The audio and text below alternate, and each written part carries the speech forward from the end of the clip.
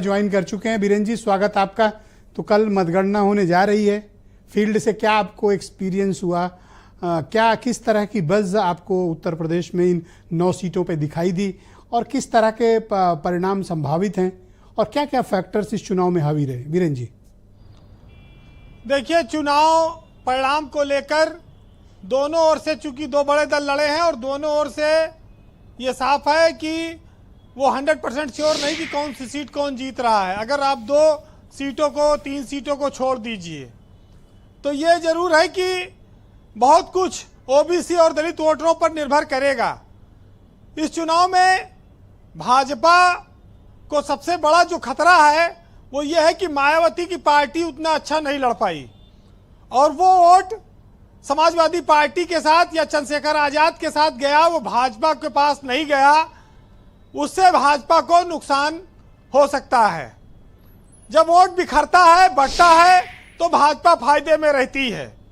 आज अगर करहल की सीट को छोड़ दीजिए या गाजियाबाद की प्योर सीट को छोड़ दीजिए तो बहुत आसान नहीं कि किस पर कौन जीतेगा, ये कहना बहुत मुश्किल है। दोनों में से कोई भी जीत सकता है। एक बाधा तो पार हो गई मतदान वाली, अब मतगणना वाली बची है। जितना लाठी मतदान में चली है उतने मतगणना स्थल पर भी चलने की संभावना है। तो आसान नहीं है अभी इस मतगणना में जो चीजें आएंगी, कल का रुझान सवेरे पता लगेगा।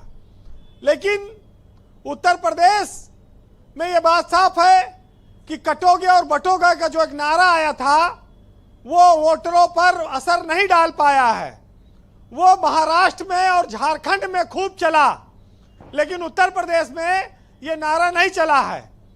अगर ये नारा चलता तो भाजपा की खैर गाजियाबाद और मझवा सीट पर, फूलपुर सीट पर भाजपा के वोट बम्पर पड़ते। भाजपा बम्पर वोट नहीं डलवा पाई, सब कुछ संसाधन होते हुए भी नहीं डलवा पाई। अब सारी जो है परीक्षा कल मतगणना में होगी। जी ब्रजेश जी, 2 राज्यों के जो रुझान है उसमें भाजपा को बढ़त दिखाई पड़ रही है। वो दोनों राज्यों में सरकार बना लेगी। इसका मतलब यह है कि अगर बहुमत ना भी आया तो महाराष्ट्र में एकनाथ शिंदे मुख्यमंत्री नहीं बनेंगे। अब कोई नया मुख्यमंत्री बनेगा वहां और भाजपा का बनेगा, और झारखंड में भी यही होगा। तो एकनाथ शिंदे जहां तक पहुंचना था उनका समापन हो गया। मतलब बिहार नहीं बनने देंगे महाराष्ट्र को बीजेपी? हाँ, अब नहीं बनेगा। बिहार में नीतीश कुमार का स्ट्रक्चर बड़ा है, उनका जातीय आधार बड़ा है, बहुत लंबे राजनीति बहुत समय से कर चुके हैं। वो खतरा उस तरह का महाराष्ट्र में नहीं है छेड़ने का। तो बीजेपी वहां आसानी से, मैंने तो कल भी कहा था, पता नहीं जीते के बाद एकनाथ शिंदे की पार्टी बचे को खुद ही न टूट जाए, ये भी कोई बहुत बड़ी बात नहीं है। तो ये तो अब तोड़ फोड़, दल बदल, ये सब दौर शुरू होगा हृदय परिवर्तन का, तब आएगा। लेकिन उत्तर प्रदेश में ये चुनाव अगर भाजपा 6 सीट से कम जीतती है तो ये उसकी जीत नहीं मानी जाएगी और ये भाजपा के लिए बहुत नुकसानदायक होगा। ये भाजपा जो 8 सीट जीतने की दावा कर रही थी, अगर वो 6 जीत लेगी तब ये 6 का मार्क आपने कैसे सेट किया कि ये 6 जीतेंगे तभी इनकी इज्जत बचेगी? ऐसा क्या है 6 में? क्या है भाई? 3 तो उनके खुद के है, 2 उनके सहयोगी के है। आप अपनी बचा ले गए, अगर एक को आगे बढ़ के नहीं जीत पाए तो वो जीत नहीं मानी जाएगी। जो कसक लोकसभा चुनाव की है वो 6 जीतने पर ही निकलेगी। जो लोकसभा में हारे हैं वो अभी तक मिटी नहीं है दर्द, तो वो यहीं से खत्म हो सकता है। लेकिन भाजपा इस बात को काहे नहीं समझती है कि उसने अपना वोटर उसका नहीं निकला वोट डालने। वो जितना बदनाम हो गई इस चुनाव में, अगर इतना वोटरों को लाने में मेहनत की गई होती तो तस्वीर वो कुछ और बना सकते थे। तो क्या ये पन्ना प्रमुख और बूथ प्रमुख ये सब वोट क्यों नहीं डलवा पाए? क्योंकि अभी आनंद दुबे भी ये बात कह रहे थे कि हमारी 4 सीटों पे वोट कम पड़ा और सपा वाले में ज्यादा पड़ा। आनंद जी खुद कह रहे थे।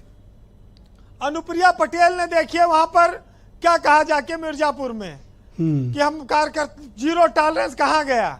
वहां बगल में मझवम चुनाव होने जा रहा है, उसके एक दिन पहले देखिए कितना तालमेल सहयोगी दलों के साथ जो है वो कैसा है वो दिखाई पड़ा। तो ये बीजेपी ने सीधे सीधे अपने जिम्मे लिया चुनाव, और सपा के उधर से जब वोट डिवाइड नहीं हुए तो दो में से आर पार की लड़ाई होगी, और ये आर पार की स्थिति आ चुकी है। कल सब फैसला हो जाएगा जी। देखिए हमारे यहाँ एक बहुत साफ सी कहावत है कि छल करोगे तो छल मिलेगा, और सही से रहोगे तो सब कुछ मिलेगा।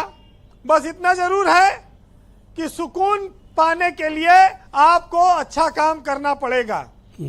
हालांकि जिन लोगों का दांव पर सब कुछ लगा है वो पीछे हटने को तैयार नहीं है, और कहते हैं कि हम टूट जाएंगे पर झुकेंगे नहीं। इस समाज में, इतिहास में तमाम ऐसे उदाहरण मौजूद हैं कि जो लोग हालातों से सीखते हैं और जो लोग उस्तादों से सीखते हैं उनकी तालीम में बहुत अंतर होता है। जी वीरेंद्र जी।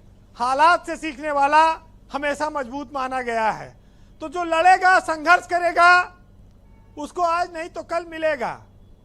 लेकिन ये उपचुनाव उत्तर प्रदेश की साख के लिए, सरकार की साख के लिए, योगी की साख के लिए बहुत महत्वपूर्ण है। फिलहाल जी अब तो जो फैसला होना था वो ईवीएम में बंद हो गया है, और उस पर 4 लाइनें सुनिएगा कि अब तो खाली निगरानी चल रही, कल सवेरे तक उसके बाद रिजल्ट आ जाएगा।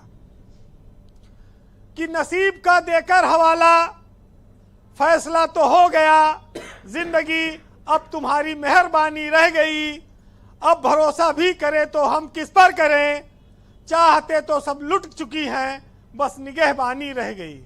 बहुत शुक्रिया वीरेंद्र जी, आपका बहुत बहुत धन्यवाद हमारे साथ जुड़ने के लिए, और ग्राउंड जीरो से एकदम डायरेक्ट ओपिनियन, फीडबैक और पॉलिटिकल ऑब्जर्वेशन हम तक पहुंचाने के लिए। बहनों भाइयों, दूसरा चरण इस परिचर्चा का प्रारंभ करते हैं, और ये क्विक